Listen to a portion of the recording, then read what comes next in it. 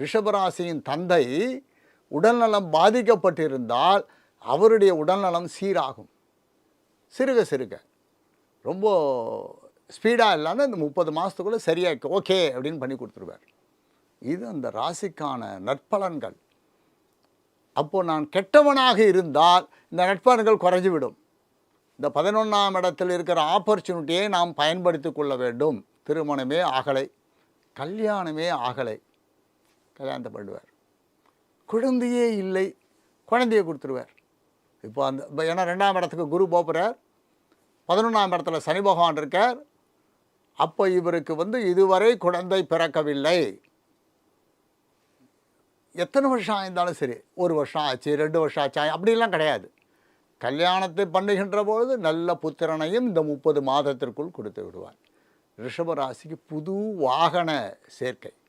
10 வருஷம் ஆயிடுச்சு sir, car வாங்கி 5 வருஷம் ஆயிடுச்சுன்னா மாற்றிக்கலாம். வாகன யோகத்தை கொடுக்குறார். வீடு பழசாயிடுச்சு, ரிப்பேர் பண்ணிக்கலாம். வேண்டாம் இந்த வீடை விற்றுருவோம், இந்த டபுள் பெட்ரூம் வேணாம், தனி வீடு கட்டின்னு போகலான்னா தனி வீடை கொடுப்பார். தனி வீடு நிலத்தோடு கொடுப்பார்.